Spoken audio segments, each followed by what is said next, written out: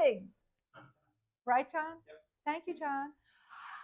Thank you, everybody, for being here. I am really pleased to introduce Robert Levitt, who I have known for I don't know many years, long time I guess since about the time I started coming to Nice, which was pretty much in 2012.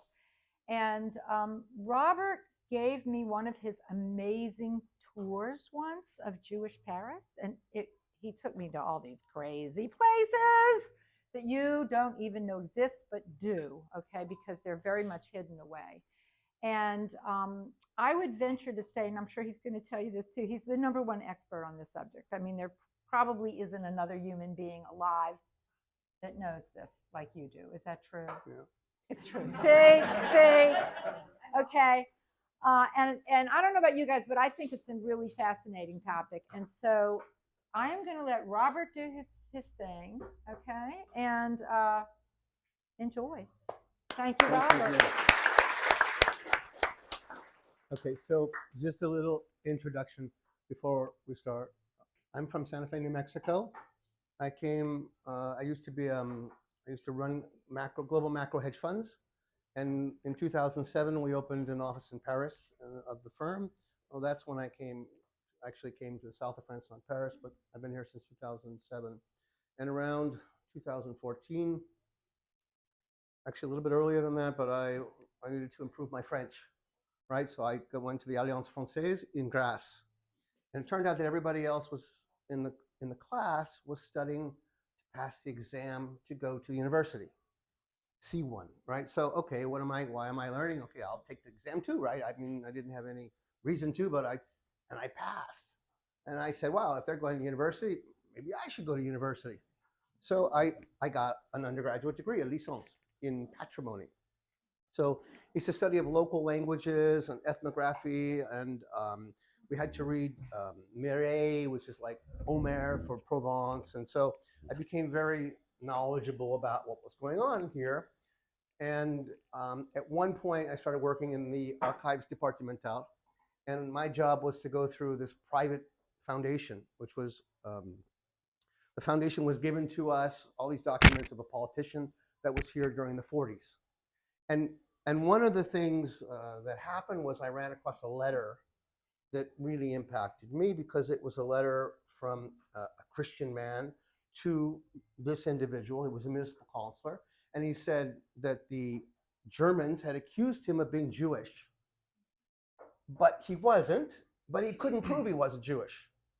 And he was going to be deported to Drancy and then to Auschwitz. And okay, the Jews that were here during the war, we're going to get into this. And at some point, by the way, it's going to get very, very intense.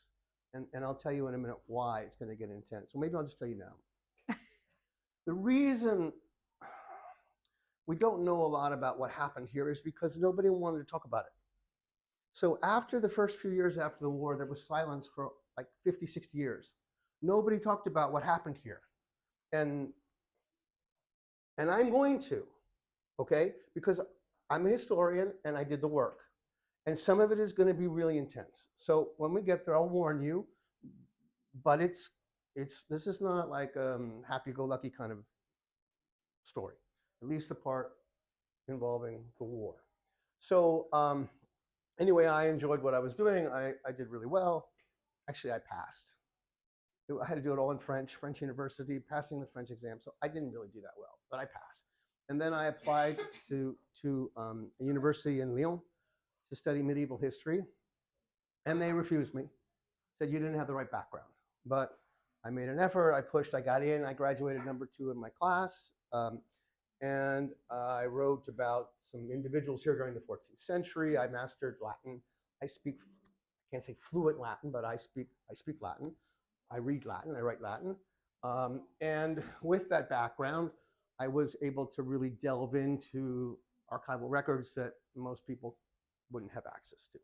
So I started to focus on, I started focusing on a doctorate, and I started focusing on the letters of Clement VI, the Pope, which was 10,000 letters, was incredibly boring, and it was COVID, and I say, okay, Stop. This is not interesting at all. I started to write an article on the Jewish ghetto of Nice, which is really, really interesting. And we'll talk about it. So I changed my topic.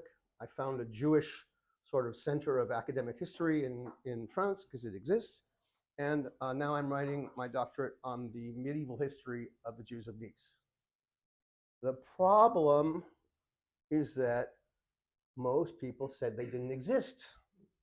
There were no Jews in Nice until the 16th century. So around 1501, there were Jews that came here from the island of Rhodes. But before that, there was hardly any traces of Jews in Nice. But what there was, Whose is it? they're calling now from the, but what there was a lot of history in Grasse of the Jewish community. So 13th century, 14th century, all kinds of records existed about Jewish money lending. And the Jewish money lenders, of course, they used the notaries. So the notaries would record the loans, right? That's why we have all the records. So we knew who the lenders were. We knew where they were lending, and it was everywhere. The entire backcountry of this region of the Alpes-Maritimes was all Jewish lending. And we know what they were lending for. Most of it was what they call in English we call pawnbroking, right? Because they weren't really lending money like a bank today. You came with your clothes, for example, and they would lend you money. So this is the type of thing that was done by the Jewish lender. So it was like. How did you know they were Jewish? Because in the documents, after every Jewish name, they say Jew. Really? Yeah. So when you, okay, so where were they in Nice? Well, in Nice, there were no records. They're all destroyed, because Nice has been part of a lot of different things. You know, Nice was not, okay, in the beginning, a little sort of ancient history, right? There were, well, actually, in the 2nd century, I found the first Jew. It was a Roman Jew who spoke Greek, and he was in Antibes. And they have the tombstone in the museum, except they lost it, unfortunately, and they're very grateful that they made a copy. But that's the first Jew that we have found. Now, I mean, there are some historians that wrote that there were Jews here at the end of the 4th century, but they have a source. It's a Latin book. It's well known. I read it. I didn't see what they were talking about. Doesn't mean it's not there somewhere, you know, because it's like 14 volumes in Latin, but the part that talked about Simier was where it was supposed to be, and it wasn't there. So I'm not sure if this historian invented the story or not. The same historian's name was Durante. Also spoke about Jews in Nice being massacred in 1348. What happened in 1348? Everybody should know, or anybody know what happened in 1348? There was the plague, right? And the Jews were accused of being the ones who had poisoned the wells. So all through Provence, there were Jews and communities that were wiped out, and Savoy. So, okay, so to make the map a little bit more clear, what happened was during the Roman times, they took over this area that went, let's say, from the Italian border to, let's say, the Rhone River, right? A little bit further, actually, but, and that was their first province outside of Italy, Provence, right? That's where the word comes from. So Nice was part of Provence. And then at one time there was this family called the Angevins, and the Angevins married the right people, and they took over Provence, and they decided they were going to take over Sicily and Naples and that area of southern Italy. And they did. So Nice, or Provence, became part of the Kingdom of Naples. And it was all great until 1388, because the granddaughter, Queen Jen, she murdered her first husband. I mean, there's great stories, this woman. But she died, and when she died, It's not funny, but there was a civil war in Provence, right? Who was going to take over? And there were competing families, two families that were competing. One was the Anjous, and one was the Duras, and the two families were fighting. And Nice chose the wrong side. the losing side. And as the troops were lined up on the border here, which is the Var River, right by the airport, to attack, Nice called in Savoy, which was a country back then, which included like Piedmont, part of Italy, and Savoie of France, and said, please rescue us. And so Nice split off from Provence in 1388, and Nice became sort of independent. Now, this is important in our story, of course, because the Jews had been expelled from many places. Now, Jews were expelled from England. Where did some of those Jews end up? Come on, this is an easy question. What? No, Nice. Hello, come on. Let's not talk about Spain. Let's talk about Nice. It's okay. Now, Good luck. Thank you. So sorry. They're going to a closing. 14th century, right? Jews were expelled from France. Some of them came where? Nice. 15 We're catching on, Robert. end of the 1400s, beginning of 1500, the Jews were expelled from Provence. Provence was across the river. If Nice had still been part of Provence, the Jews in Nice would have been expelled, right? But they weren't, because it wasn't, right? So Nice was kind of this like sanctuary. The Jews came here from England. They came here from Spain. They came here from Portugal. They came here from Rhodes. They came here from Gibraltar. They came here from all kinds of places because Nice was one of the places that Jews were accepted. And we're still coming. In the meantime, there were a few difficulties, okay? And they were all expelled. But, okay, so where were there Jews were there no Jews in Nice? Well, of course there were Jews in Nice, right? They just said no one ever found. So this was my topic. This is the topic of my dissertation. And so I began searching the records for things that have no one had ever written on this. And I found the first statutes in Nice that talked about Jews was in 1294. Now in 1294, we had the Angevins passing through, right? So why was it safe for Jews to come? Because the Jews needed a certain amount of stability and law, and right, the Angevins brought that. So they were also making Nice into a huge center, like where we have the Corsalea, right? That was a big shipping area, right? They were building ships there, right? And so this area was for the Angevins the key market in Provence to serve southern Italy, which is where they had their other territory, Naples, Sicily. Sicily ended up going to Spain at one point, but Naples, the Kingdom of Naples, this was their connection to Provence. So clearly the Jews were coming here at the end of the 13th century. Like they probably, I mean, my records for Grasse, I know people, specific individuals in Grasse at the end of the 13th century, but I assume they're all sort of coming around the same time. So 14th century, I find some more records. Nothing, by the way, in Nice. I find some in Marseille. They were having a list of the people that were in the salt business, and guess what? 2 of them were Jews. They even have the name of a street, okay? But I don't know where it is or where it was.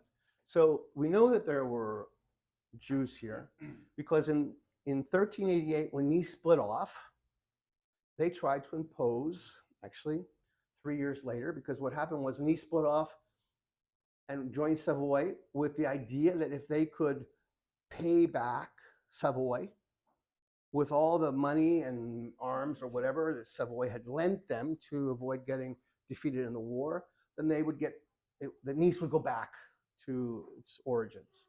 They couldn't pay. So they had to give homage to Savoy. So in that homage document, we find the first, I don't want to use this word ghetto, Jewish enclosed quarter, forced enclosed quarter, right? Because we talk about people, like if you go to Venice, they talk about, oh, this was the first ghetto, 1516, 125 years later. And it wasn't a ghetto. It was just a neighborhood where Jews lived, okay? It was nothing like what they want to do Well, here. the word Here means they wanted to foundry. impose. It was a foundry, and the word means foundry. Well, That's where the word ghetto comes that's just from. because that's what it was in Venice. Okay, Right. don't believe it. They were not the first ones. There had many Jewish quarters in Provence, many Jewish quarters in Germany, and other places. So,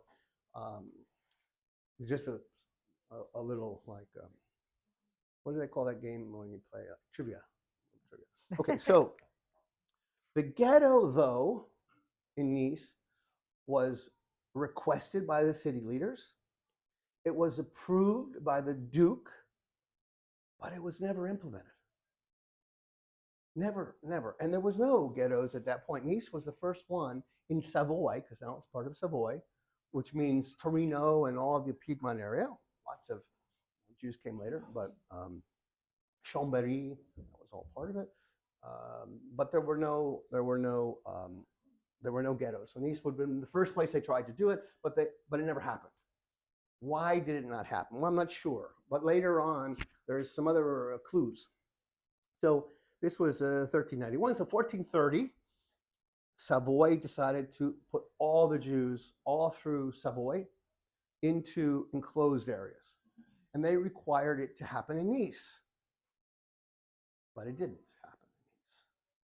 How do I know that? Because 3 years later, I have a letter from the Duke saying, hey, Nice, if you don't put the ghetto in, we're going to charge you a lot of money.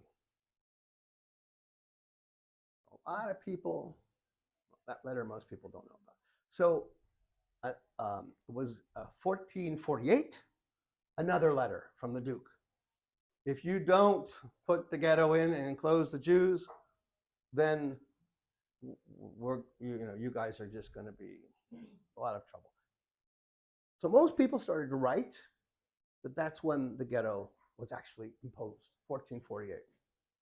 They just missed, though, something.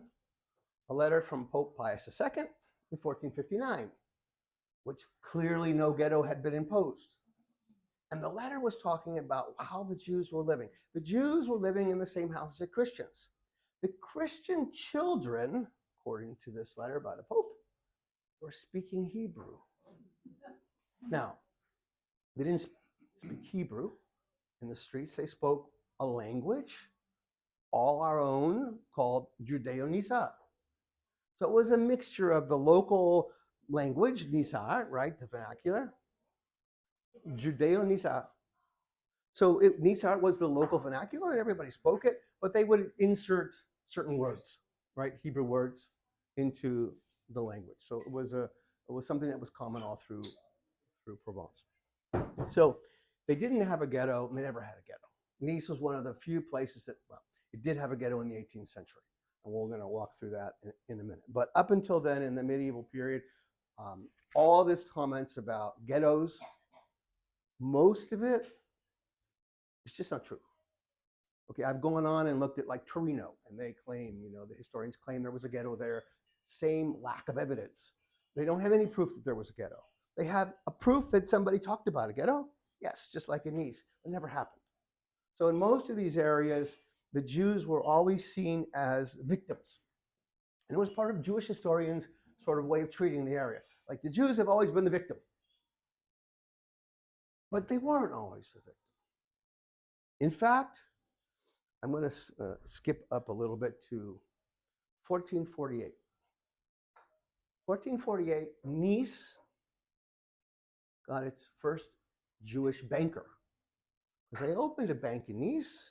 It was a city bank, and it was run by Christians.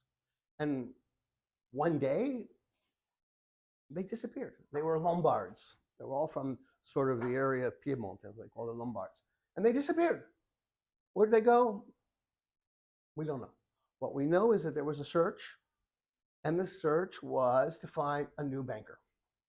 And they found this guy named Boniface Chilano. And Boniface didn't come here by himself to be the banker of Nice. He came here with an entourage. You see, because these Jewish bankers were like, they brought their courts. At least 20 people. At least 20 people. Because they needed a minyan. They needed at least 10 men, right? Because they were fairly religious back then. And so this group came to Nice and probably at least doubled the size of the Jewish population in 1448. But Robert, what was with the money? The Lombards took the money from the bank? They didn't take the money because if you are the banker, Yeah. they don't give you money. You give the other people money, Okay. right? Right. You come with money, Right. You're the and lender. you make loans. Okay. That's right. So you're given a monopoly on lending. You're given a restriction on the amount of interest that you can charge. But for that, you don't get accused of being usurious. You don't get accused of doing anything bad, right? Because the church was very much against usury. And of course, the Duke was against usury until you paid him off. Yeah. In fact, in 1448, I forgot this, but the Duke's letter said the reason why you didn't put the Jews in an enclosed quartier. Yeah. I don't want to use the word ghetto. Okay. Never mind.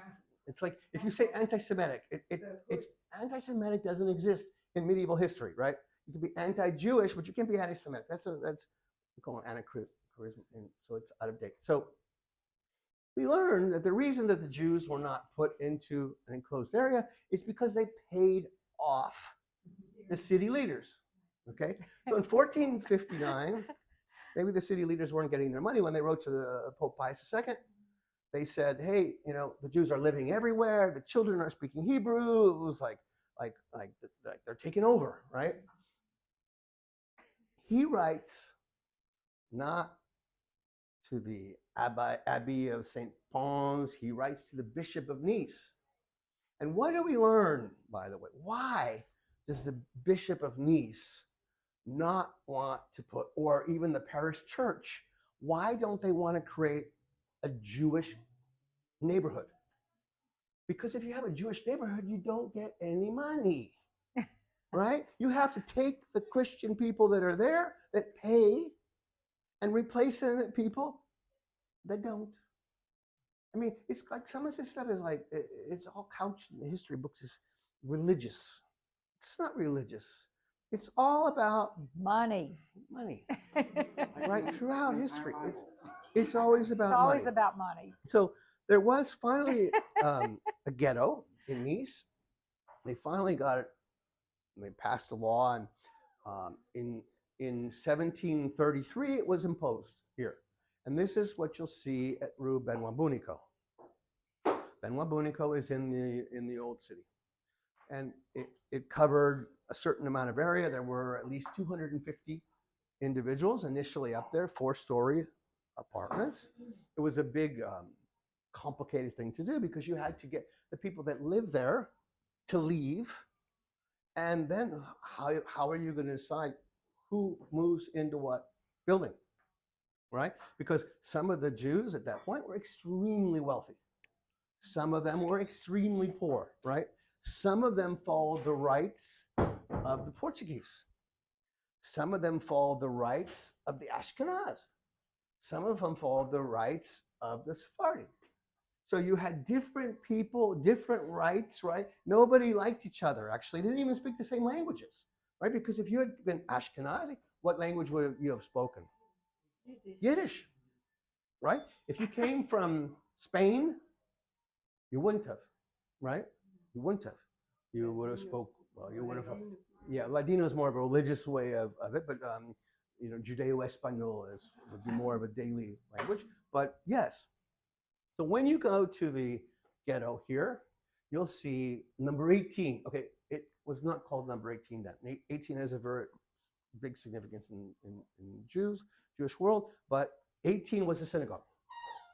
And you had a mikvah. On the first floor, you had a yeshiva. So the Jewish children were there. They weren't studying, chemistry and mathematics. They were studying Torah. They were studying the Torah. The Torah and various other things that were explaining the Torah. So it was like today in the Muslim world, you have these places where they just read the Quran. It was the same thing. It was a very religious training, of course, it was not open to who? The women. Only men. So then you had the next 2 floors, one for women, one for men. That was the synagogue. But remember, like, there's a word that they used to say in the word they say in Yiddish is shul. Okay, what is a shul? A shul is like a school, a place of learning. And so there was no markings on this building that would show that it was Jewish at all. By the way, I don't know if I mentioned this, but on November 12th, we're going to do a walking tour, which is what I normally do. I normally do a walking tour, and it's a little bit easier actually because you can see the sites that we have to we're going to talk about, but it's not as interesting. But on the 12th, Regine here is maybe at the end I'll ask her to say a few words. There's only a limited number of places for this visit. I think probably 20, 25, and at least half of it is full already. So if you want to participate, it's not expensive, and we're going to actually walk through a lot of these places. So, okay. So that's medieval Jewish history that I had worked on for a long time. And then I came across a guy. I can't see anything on this map, so if I can't, you probably can't. But in 1448, we had Boniface Celano, the banker, but then we had another guy whose name was Mano de Pavia. And so the way these worked was that it was a network of bankers. Nice was not the primary city. The primary city may have been Piedmont, and Nice got a branch of the main office. But Mano de Pavia was a really interesting guy. Mano de Pavia, very rich banker from the Duchy of Milano. So he was from Pavia. And what happened at that time, this was in the 15th century, is there was a young child in a town called Trent in Italy that was murdered. And they blamed it on the Jews. And what they call a ritual murder. And so in this ritual murder, supposedly the Jews took the blood of children that were Christian to put into matzah. And so there was an inquisition to see this boy was found near the home of a Jew. So it was an inquisition to see if this was a real ritual murder. And they decided, yes, it was a real ritual murder. And therefore, we're going to kill all the Jews of Trent. Now, even the Pope did believe it was a ritual murder, but all the Jews were killed. So now we got these characters in Nice, very, very wealthy, Mano de Pavia. And what did these guys do when they saw all their brethren being killed for complete nonsense, something they didn't do? They funded retribution. They weren't victims, okay? These were really rich people, okay? When they traveled with an entourage. They had teachers. They had all this support. It was like a king traveling. I mean, they had everybody with them. They had lots of money, and they paid money to go get the inquisitor. Celano did the same thing. Okay, he's accused of doing the same thing for an inquisitor in Piedmont who did similar things in Savigliano. These are guys from this Nice that didn't exist, right? Remember when I said, where were the Jews? There were no Jews. Well, yeah. So now the most recent thing I found is by far the most interesting. And I'm only about 25% through. So what I'm going to tell you now, no one has ever heard, and you're not allowed to talk about it because everybody here is sworn to secrecy.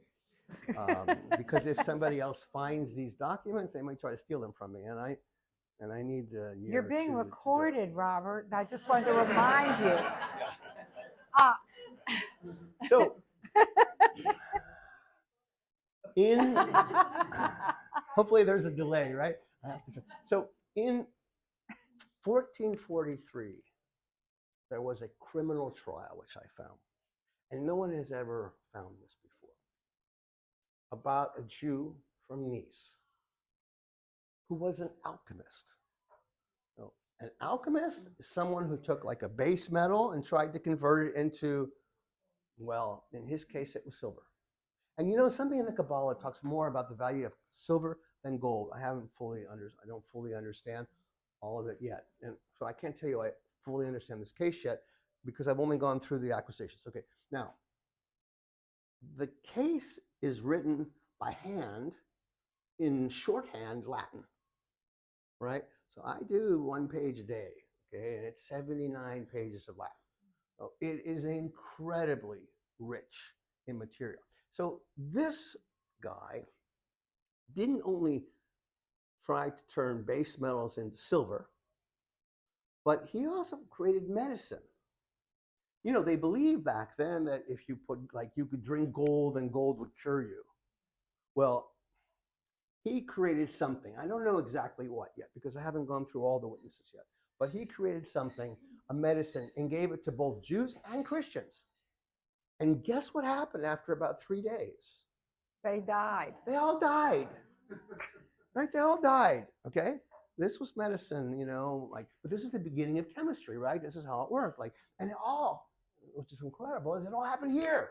Okay, so people have been talking about alchemy throughout the 14th, 15th, even before, okay, in you know, in the Arabic world, like the Arabic documents, we see a lot about alchemy. But we had our own alchemist here in Nice, a Jewish alchemist. And not only was he an alchemist, but he had a school of alchemy. And he was getting customers for his students that came from the noble world of the Christian world. He had the Marquis of Salus in Italy. He had all these really important people that came to study with him to learn how to make medicine that would kill people. I don't know.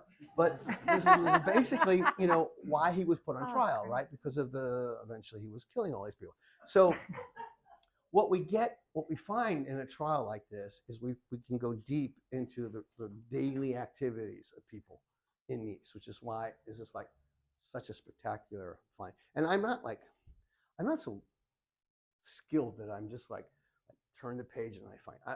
The story is the family left to visit grandma for 10 days. So I had some free time on my hands and I started to read this doctoral thesis that was in German. But of course I don't read German, right? So I had to translate, you know, paragraph by paragraph in Google. And once he talked about something, it referred me to a 19th century German historian. So I'm like, I have time. So I kind of followed up on it. And it turned out that I could cut and paste too. Put into ChatGPT and boom, an alchemist from Nice. Okay, so now of course, like everything, like if I was tired, I was no longer tired, right? And then it turns out that someone else had talked about that they had found the trial in 2009, but they never did anything with it, and so this is how it ended up in my lab. So to be continued, what happened in medieval Nice. But what I want to change the focus now is. And it'll be different on the visit, because in the visit we'll talk more about the synagogues. We won't be able to go into the synagogues because to go into the synagogues is much more complicated. There's security and there are different requirements. But we'll talk a little bit more about, you know, the French Revolution, because when the French Revolution came through Nice, right? What was the position of the Jews? Well, the Jews were supporting the French Revolution. Why?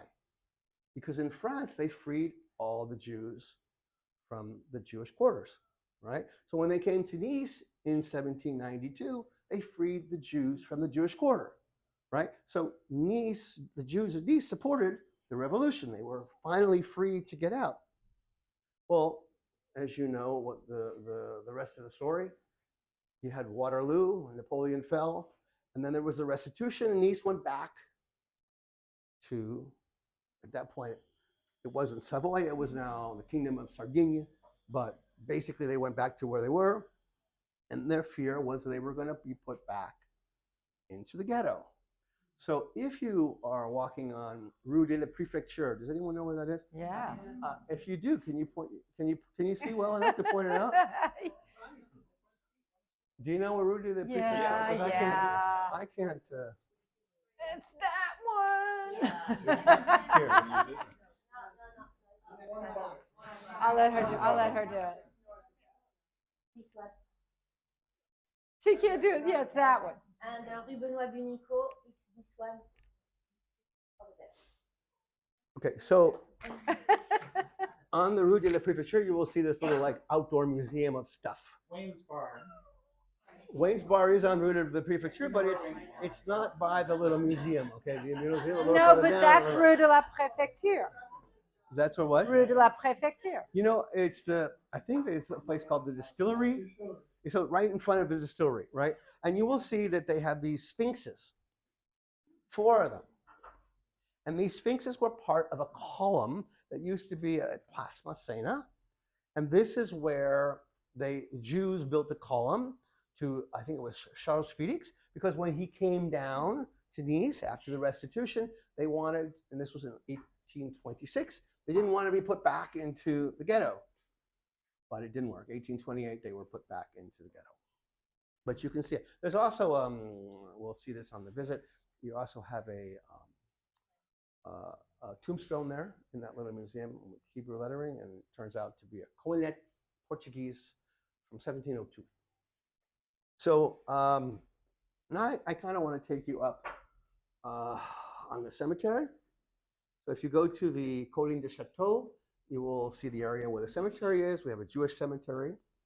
It's a very interesting cemetery. It's one of the oldest in Europe, 1780s. Now, by the way, one thing I kind of forgot to tell you was that the Benoît Bonico, where the Jewish area was, the Jewish closed area in the 18th century, the Jews couldn't own any property there. So the synagogue was actually owned by the Jesuits. And there was another group that owned the cemetery. And they decided, the ancient, older cemetery, they decided they wanted more land for their garden, so they got rid of the Jews in the cemetery. So they moved up to the chateau, 1784, 86, something like that. The Jews had their own cemetery. They moved the bodies? They didn't move bodies, but they stones. claimed to move tombstones, okay? Now, I have read that there is a tombstone from 1545. I have looked, I have not found it.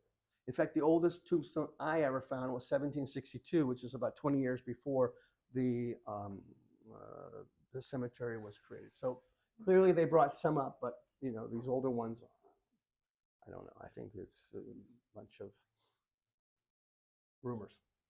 So in the cemetery, there's a couple of interesting things to see. One of which is the Alfred Van Cleef. Does anyone know who Van Cleef was? Yeah. Van Cleef Arpels. Now, most people would say, I didn't know they were Jewish. Because, by the way. Yeah, right, Joe. Of course they're Jewish. I'm sorry. Arthur, we're going to ignore John. Arthur, by the way, okay, he was Van Cleef, and his wife and her father was Arpels, and her name was Esther. But when the Nazis came to France, they Aryanized many of the businesses here, and one of them was theirs, and so it became Estelle, and they changed the history. They did it for a number of organizations. One was called it was the bijou. They made the pearls, and in Cannes, I think it's called. I forget the name. There's a chateau in Cannes called the Quad de what?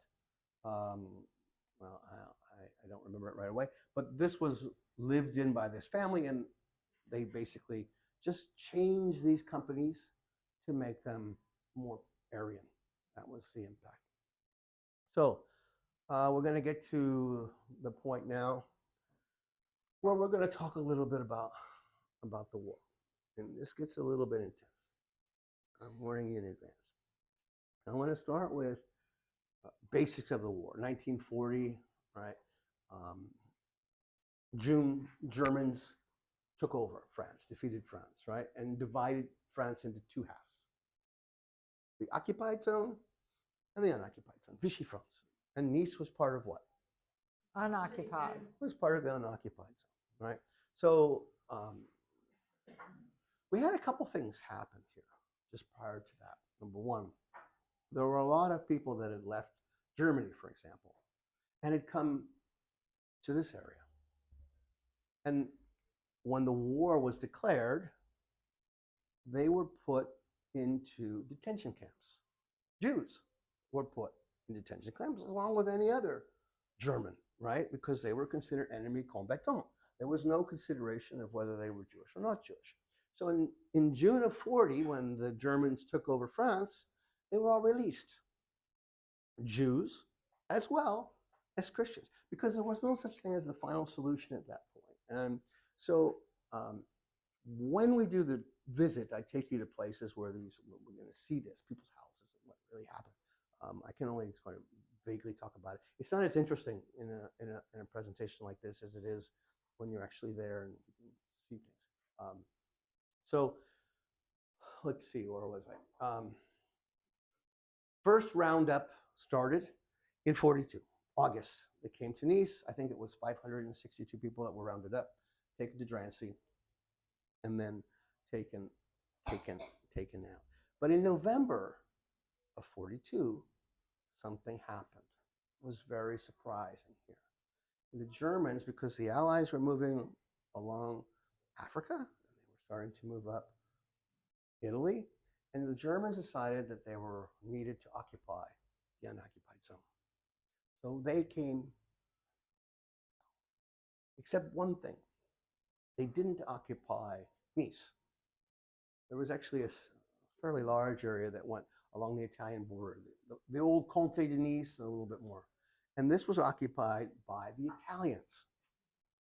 So there was no, the Italians didn't have the same feelings, anti-Jewish. In fact, what did the Italians want from the war? Why were the Italians, why was Mussolini in the war? What was it that he wanted? He wanted the County of Nice, okay? Because this had historically been part, this was like, they spoke Italian here. This was Italy. This was part of Italy. Not the Republic of Italy, but this was Italian. The functions here, like the bank, Jewish bank we call it was a Casana. That's Italian. All the functions that were here were Italian. So even Mussolini wanted this back from France. And so this was, he didn't want to cause a lot of problems here. He didn't want to alienate the population. And also they brought in some people here that didn't have really much knowledge of Jews, and they didn't have anything against them. The Italians basically were here to protect the Jews. They had pictures of Italian soldiers outside the synagogue. There was no real problems, and it became a haven. In fact, earlier than that, in the beginning of the war, people flocked to Nice, and Nice had a reputation as some place that didn't ask too many questions. What do they call this? Shady, what's the expression? What is it? A shady, sunny place for shady people, right? But the idea here is you could come to Nice, and it wasn't going to, they weren't going to ask you questions. If you had money, and why was Nice so desperate for people? What was the reason? I know some shady people that live here now. So, why was they interested in attracting people here? Because they had nobody visiting. There was no tourism, and Nice is a tourist town, right? Nobody was at the restaurants, the hotels were empty, right? So they wanted people, and Nice became first place. They came from Holland, they came from Belgium, they came from lots of places to Nice. These were wealthy people initially. The casinos were having a field day. Casino in Monaco, casino in Nice, they were all doing extremely well. So this area was happy. I mean, there were a lot of people that were happy that there were Jews here. Not everybody, because there was a lot of propaganda. There were marches, down with the Jews, all of this kind of thing that was going on here. But still, people felt relatively safe. And there was a guy here from Paris. He was actually not originally from Paris. He was originally from Syria. He was a Jew. His name was Moussa Badi. And Moussa Badi was an actor, medieval playwright. Like, he was a medieval actor from, he went to school in the Sorbonne. So he came to Nice, and one day he meets this guy named Giulio Penitente.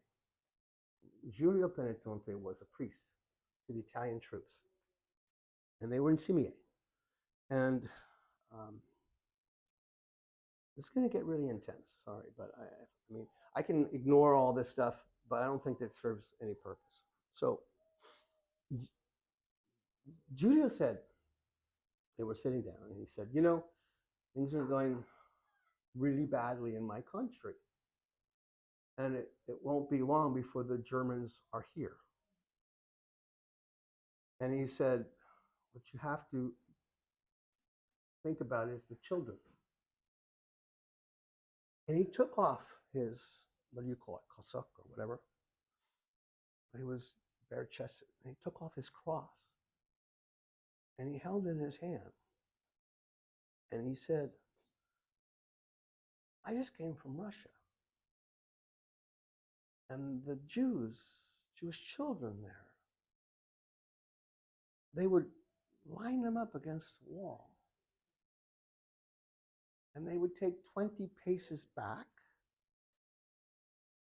And then with the machine guns, they would fire. And the children would fall, but there would always be one or two that didn't. Ah, you missed, Fritz. You missed, Hans. Ha ha ha, you have to buy drinks now. And they would get up to take another shot. Oh no, you got to step back. It's 20 paces. And then they would kill these children. And when this game was over, they played another. And there were two big guys. One of them had a rifle. And they would pull one of the Jewish kids out,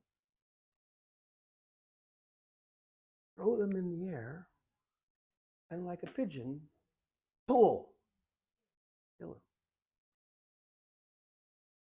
So Musa Badi that day decided that for the rest of his life, or for the rest of the war, that he would devote himself to saving Jewish children. Now, there was another incident that he had seen as well.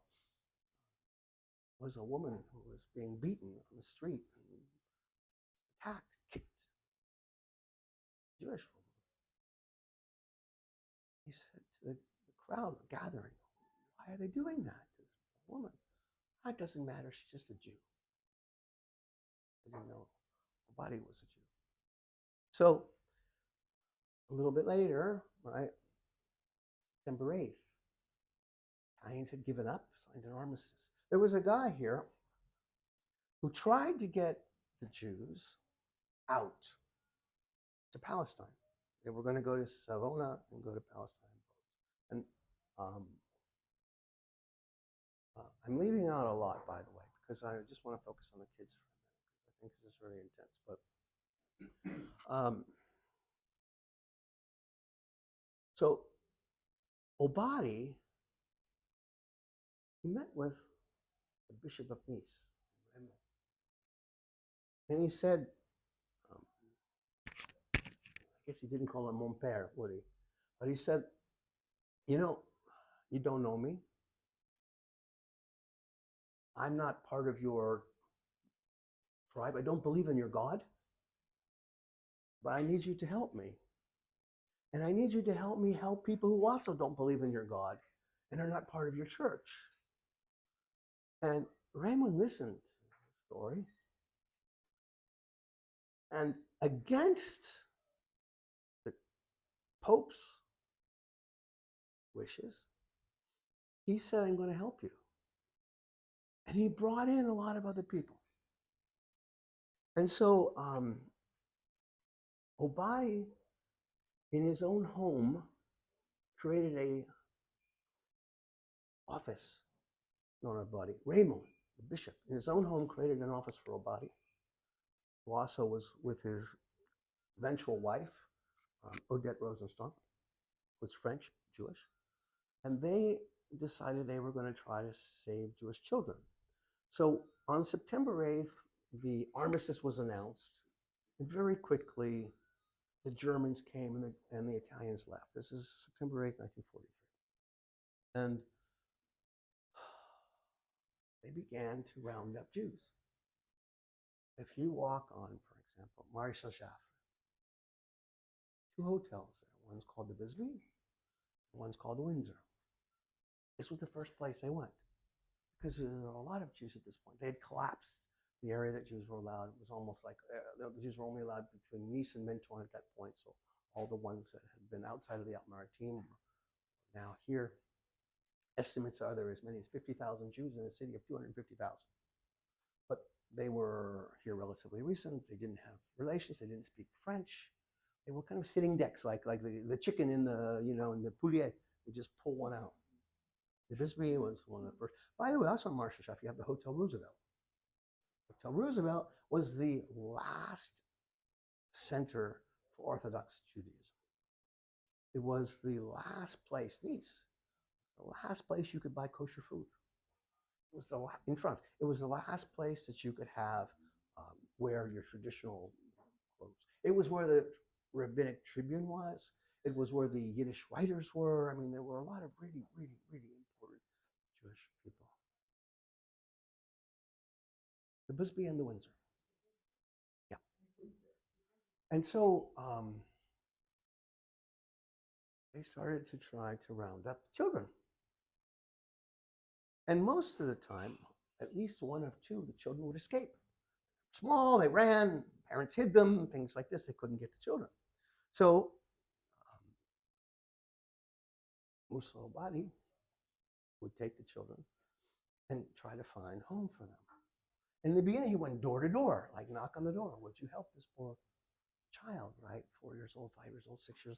Some people were like, yes. Some people said, oh, by the way, if you take this child, you have the risk of death or the risk of deportation, something awful, right?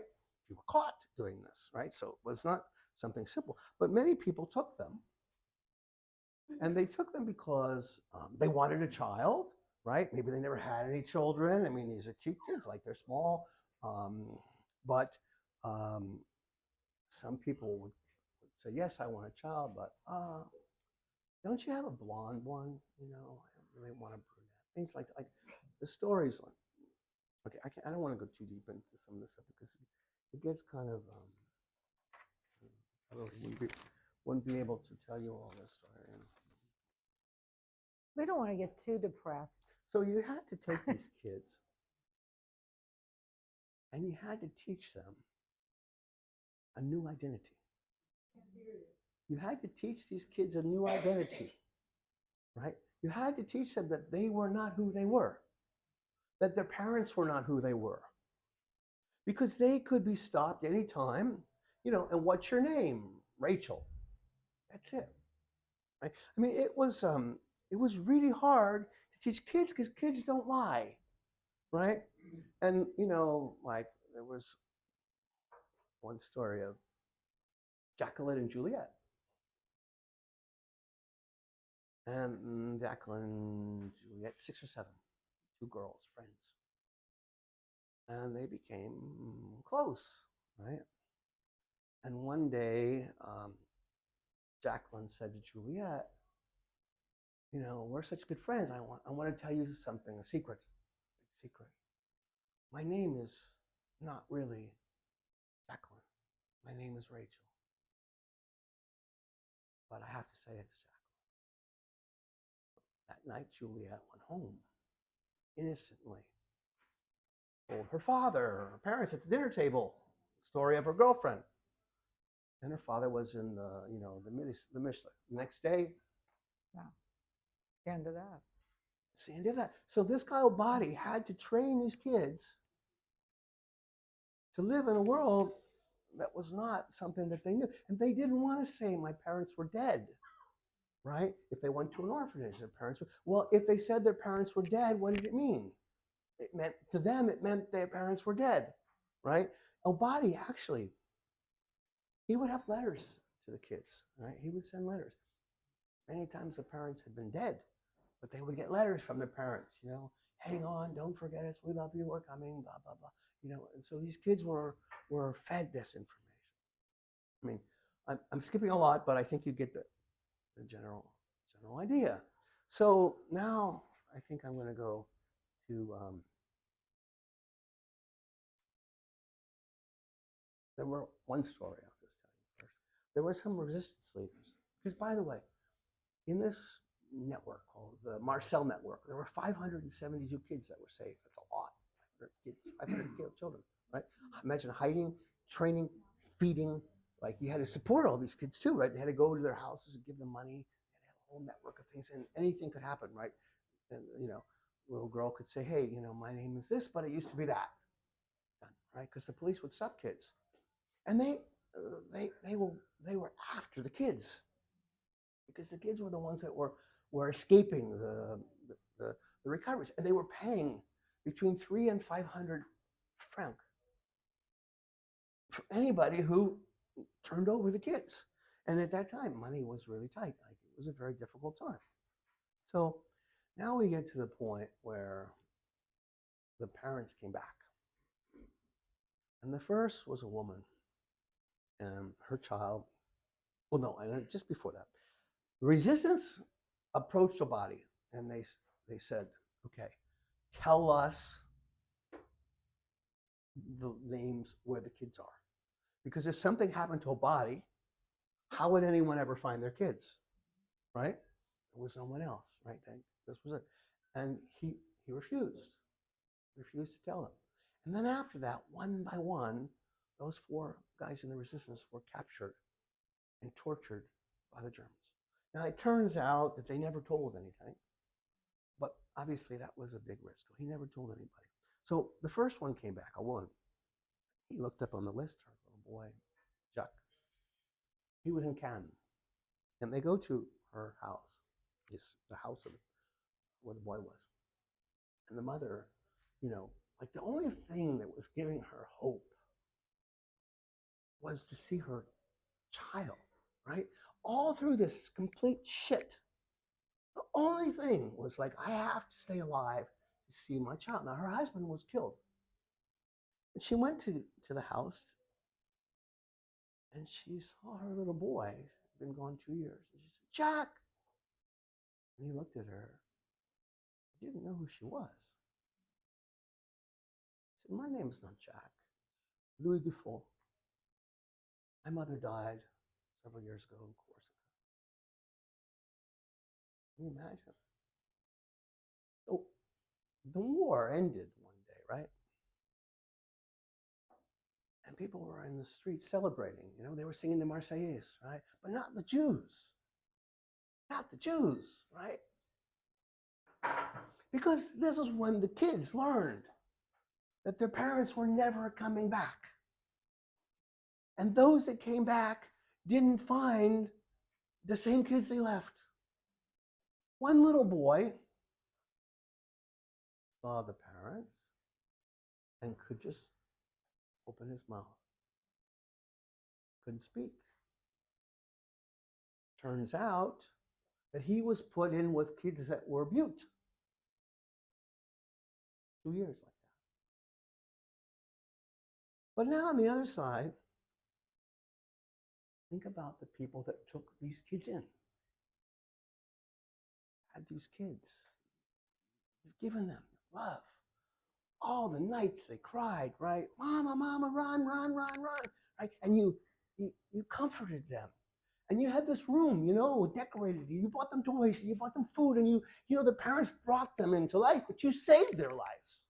And here they are coming back one day and opening the door, and this one wants your child back. How do you feel? One little signature, and that child's yours forever. You love these kids. And there they are, they're gone. Like Solomon wasn't smart enough to be just in a situation like this, right? Because the mother who was only thinking about their child for years just wants their child back, right? Maybe that's the only thing they have. But the mother who had taken over the kids, who had supported these kids, who raised these kids, they were their mothers too, right? And now you were going to take that child away, and that bedroom, right, becomes empty. Stuff, no? But then you get the kids. The horror. There was a boy, 14. He was captured, taken to the Hotel Excelsior here in Nice, which was the center for the Gestapo. And he was going to be sent to Drancy and Auschwitz. And Body learned about it. And the day he was sent on the train out of the hotel, they faked a fight. And the Germans were occupied with the fight, and they grabbed the boy and took him. 2 years later, in front of the house where his family was taken, he took a gun and he shot 2 people. Didn't know them, just killed them. Hatred. All he had was hatred. Like, what kind of world was this? So these children, you know, I mean, so this is, you know, an intense story, right? This is a story that nobody talked about. I was told not to talk about it here. Not here, but in Nice. Because of the horror, right? And I just like telling you a few stories, right? That just, you know, talk about stories like this for a long time. I think I've said enough of this level of intensity for you to understand, you know, that when we hear somebody like some stupid American politician saying this COVID policy is like Hitler and the Nazis, like, Jesus, you know, like for me, it hurts because I know this stuff. I mean, I know this stuff. So the history of the Jews, you know, in the beginning, Nice was a great place. In the beginning of the war, Nice was also the refuge. But then when the Gestapo came, it came like it was really bad things happened here. And it wasn't just, you know, the psychological impact. There's a little boy. His name was Arno. Arno, Arno had a sister.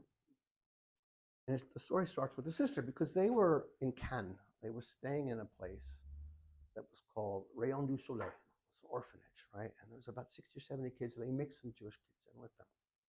And in this Rayon du Soleil, there was a family named the Four family that were running it. And one day, Mr. Four learned that there was a girl, 3.5, and she was being chased by the Gestapo, and he knew they were coming. They were coming. And he talked to this guy, his name was Henri Colato, who was a tailor, Italian, very poor, only had 1 meal a day. But he would come to the orphanage, very religious man, and he would pass out candies to the kids. And so Four said to Colato, will you take this little girl? Because the Germans are coming. He had 4 kids of his own, but he took her. On the way out, somebody screamed, you can't take that girl. Why not? He said, because she has a brother. He said, okay, I can't separate the sister and brother. And he took them both. And so they both went to his house and the war ended. The parents came back, but they were not the same. Okay? They had been staying in the sewer system of Nice. And the mother had been so traumatized by the rats, right? And then they had been near the prisons in Monaco where there's all these caves and things. And so they never talked about what happened. So there's kids, you know, small kids, and this is not isolated. Nobody talked about what happened. Nobody talked about it. So they would go, you know, years and years and years and not really ever know what happened. We're lucky their parents were alive. And so one day, this stuff started to become known. And this Réseau Marcel, run by Moussa Obadi and Odette Rosenstock. And so there was an article on the web. Arno, the boy, read it. And he saw his name in the article, and he saw the Colatos. And so he found the Colatos, and he called them, and they were going to meet. Well, the parents were dead at that point, and of the 4 kids, 2 of the kids had also died. But one, Jeanette, she was like 75, and another one was 78. And they met Arno and his sister. And they come in the house, and like, there was all these people like you, but, you know, sitting on the floor, and everybody was really emotional, right? And Jeanette, she sees Arno, and she grabs him, hugs him, and he's like, because he's telling the story, right? And he's saying, she's manifesting love. Like, she loves me. She loves me. And of course, everybody's crying. And she says, Arno, now that I have seen you again, I can die.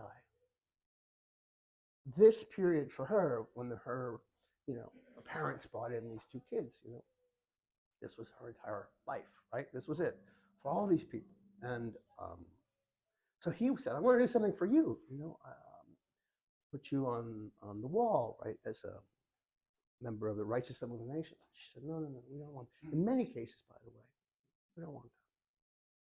Well, let's do it for your parents. So that's why the parents are on the wall. So I'm not going to go any further because I think you get the idea. A lot of history here, isn't it? And most of these things are not, nobody knows. Nobody knows because either I did almost all the research myself. So do we have time for some questions? How are we doing on time? Yeah, I want to know about the Jews of today. The Jews of today. From what I understand, there are 11 synagogues and about 30,000 Jews in the region. Nobody knows, right? Nobody has a way of counting how many Jews there are.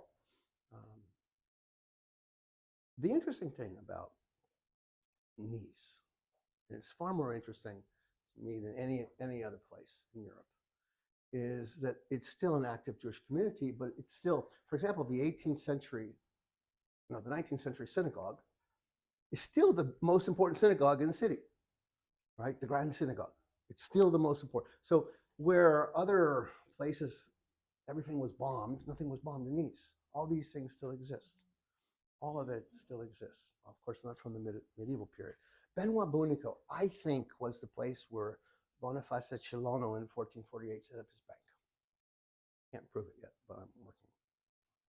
I don't know. Maybe it's not true, but I think so. So it's a growing community, mostly Sephardic, right? Why?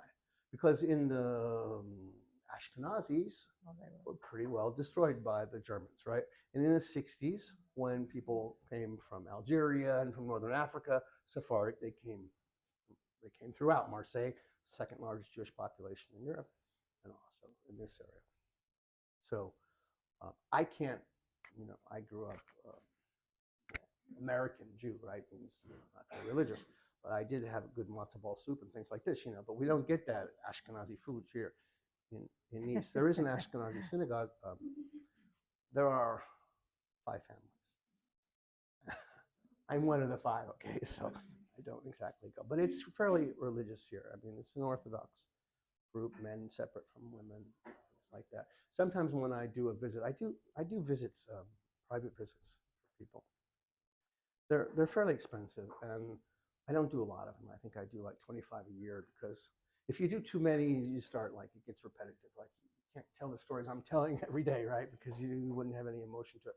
But when we do that, we visit the synagogues, especially several. We visit the Ashkenazi, we visit the Sephardic synagogues, and in there are things that only I know, because there's a 15th century Torah in the basement of the Grand Synagogue. There are bullet holes in the walls, right? Because that's where the Germans went, right? Because when they came here, it was Yom Kippur, right? So this is one of the first places they went.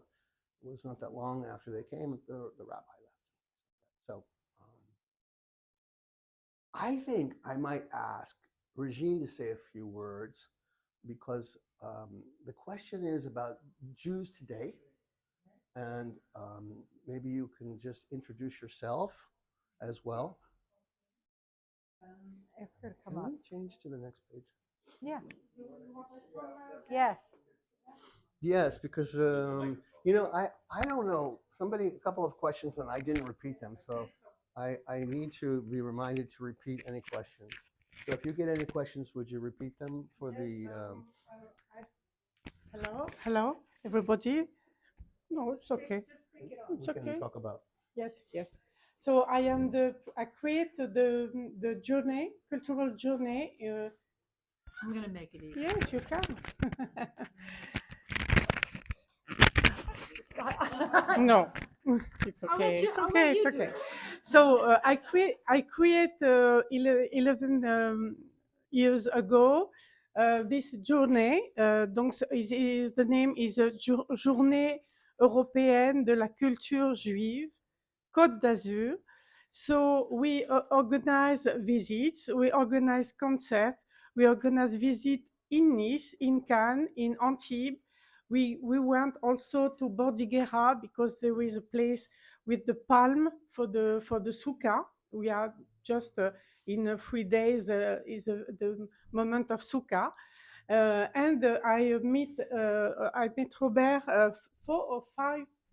4 years ago, I think so. Quite. um, and as I create the tour of the ghetto in French, we decided to make it in English. And as you have seen, he knows exactly what is the history. So if you want to come and to make the tour in the ghetto, we organize a visit on the 12th of November. And I think that you will give the address Here, to reserve. So you have it. You go there and you click on journey in Côte d'Azur. I think it's almost full though, so if you want to participate, Yes, we have you need almost to 12 or 15 persons, so just 10 person possible. I think so. So if you want some details on the community here in Nice, I can give you, because I live in Cannes, and I am in touch with the synagogue in Cannes. Okay. Thank you very much. Thanks, Brigitte. Do we have time for questions? I don't know how much time we have, or It's 4:45. okay, so we have a couple. Sure, Regine, stay Yes. because you have a question. Very famous French personality of Jewish origin really distinguished himself in France. I'm thinking of Simone Weil. Yeah, surely. And maybe you could just tell us a little bit because she was from Nice. Yes, she was from Nice. She was sent in the camps, and she comes back. And there is here. She was in the lycée. He's just near here, and there is now a bibliothèque.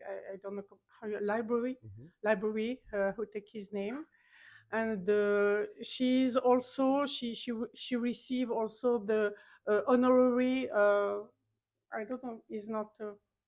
Je sais pas comment on dit. Elle a été membre honoraire de la ville de Nice. She's an honorary member of the city. Honorary member by Monsieur Estrosi in Villa Masséna. It was a very beautiful moment. And she always continue she before to speak about Shoah, and the her two sons make a very good work, because they try to give the name of Simone Weil for street, for hospital in Cannes, and so on. And I think people here should know that she fought for especially women's rights, and she was a member of the French. Yes, she made. Yes, the very great personality, and she makes so many things in. We can't say that anybody had a good experience going to Auschwitz, but in her story, when she was taken at 16, and it was not this like she was this beautiful girl, right, with a suntan, right, and she was given a lot of sort of leeway. It wasn't put into a box. She had her own seat on the train, and they have a movie that's recently come out about her, but what she did after she came back is what made her such an important person, right? Because she was a minister, and she was a very powerful person. She turned her experience into helping other people. Thank you.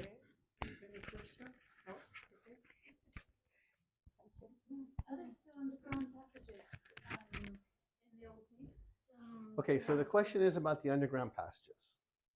Yes, because if you go into Bunico, underneath, it's all a big tunnel, because the Jews had a way of, was it to get out or get in? Both. You know, probably both, right? And actually, it was become much more flexible. It doesn't sound great, and it wasn't great. But in 1750, they were allowing Jews to leave at night and all kinds of things. The rules kind of started to change, right, from what you might have heard. But in one of the particular buildings, which I know, there are engravings in the tunnel. So we have the Magen David, the Star of David, and a 7-branch menorah. And so one day I took the head of the Israeli Archaeological Society down, and he said, that's not something carved into the wall. That's actually something that was put into the wall. And he said, I think that may have come from the Second Temple. Okay, right. Like, okay, sure, yeah, right. So he took all like the samples and he did all this stuff, right? And I never heard back from him. So, okay, so yeah. Pardon?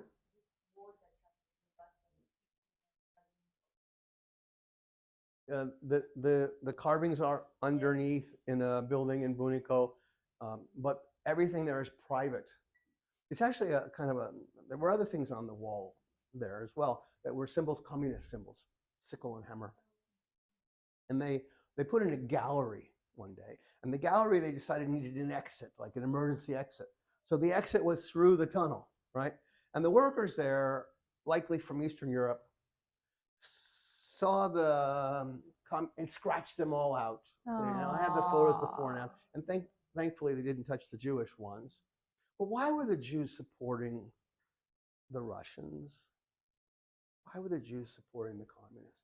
Well, think about it. What was the Battle of Leningrad was the first big defeat of Hitler, right? The Russians defeated the Germans, right?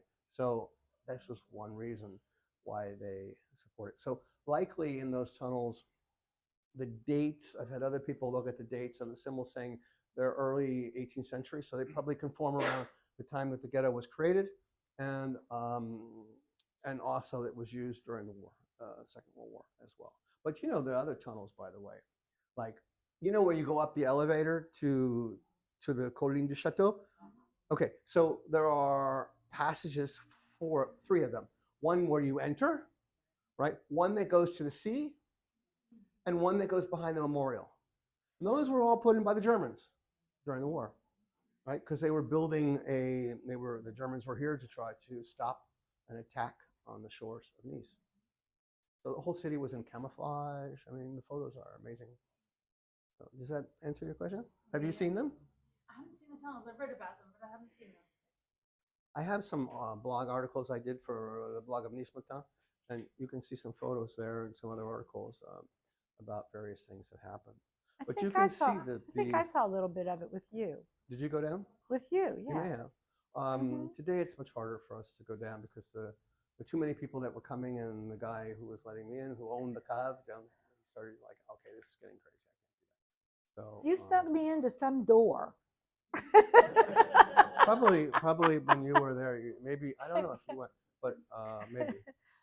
Yeah, I read in a book, I believe, that when they were trying to hide the children with other families, I also read that under the Italian occupation, essentially the complicity of the Italian military leaders who were supposed to be taking care of everything, and the Germans said it wasn't to their standards, that they had local priests and bishops actually baptize some of the Jewish children as Christians to hide and protect them. Well, there's something to hide and protect, right? When you baptize somebody, it's not, you know, you don't go backwards. This very easily could have taken place. It happened during the medieval period. They would grab a child and baptize them, and yeah, it could have. These kinds of things, like, definitely could have happened. The film, the Sector B, where at the end the doctor is actually examining the Jewish children to see whether they've been baptized or not. Yeah, because it doesn't, like, baptism takes place after circumcision, so. Yeah. But the church would not release them back to their So- parents Looks like once to they've be been a baptized. fantastic film. I don't know what the English Oh, is. okay. So that's actually a movie about Nice. Okay, it's called The Sack of Marbles, right? And it was a lot of the Jewish history of Nice during the war because it was a family that came down from Paris, and they ended up spending time in the Hotel Excelsior. And I remember when they were filming this, it was in the what was that building in Corsalet where the sub prefecture is? You know what I'm talking about? The big, that was what they had converted into a Nazi, camp. And to walk by and see all the swastikas and things, it was like I didn't know what was going on, so it was in the newspaper the next day. But that is a really good movie, and a lot of the characters, because you can you imagine? I mean, each of these characters I could spend 2 hours talking about, right? So you have various priests who went in to try to get the children out, and these are all stories, but we can only go so far. Robert, I have a friend named Josie Martin who wrote a book called Never Tell Your Name, and she was saved by nuns in the South. She lived with in a nunnery, and of course it was the same story. She had to pretend that her parents were deceased, that she was an orphan. She had a different name completely, and she's still alive today. The book is called Never Tell Your Name. There's actually on the visit, I'll take you to a couple of places where things happened, and in those buildings, people that were there are still alive. Like, but I mean, it's only interesting when I take you there and you can see the pregnant woman jump across the building while she's being shot at and things like this, right? Because then it becomes more real. If I just told you the story, well, it might be interesting, but can you imagine being there when I tell the story? It's going to be a lot more powerful. So I want to leave you on one note, I guess, is at the end of the war, the entire war, 3,602 people were deported. There were estimates of up to 50,000 people that were here. So in reality, the vast majority of them escaped from here. Where did they go? Well, when the Germans came, it wasn't the 18, right, Germans that were here, number one. Number two, at that point, they had already ethnically cleansed most of the other side of the river, right? So the Jews could go into the villages there and be relatively unknown and relatively safe. And so the results could have been a whole lot worse than they were. That's my little background talk on Jewish history. I hope you enjoyed it. Thank you, Adrian, Thank for having you. us here. Thank you. Fabulous. You're welcome to stay, do whatever you want. Thank you very much for coming. I hope you enjoyed it. And we'll see you next in 2 months on Thanksgiving Day. We are having a Thanksgiving dinner. Yes, we are. And it's at the sister restaurant to Le Felix 4, which is called Oscars on Rue Masséna. I think it's number 15. Is that right, Patty? I think it's number 15 Rue Masséna. It's called Oscars. And it's 35 euros a person. I do not guarantee that it's a gourmet Thanksgiving dinner, okay? It's probably going to be really acceptable, but it's going to be fun for sure. And it'll be from 3 to 5, same timing. So if you want to register, email info@adrianleeds.com. And that's Patty, and she'll put you on. What's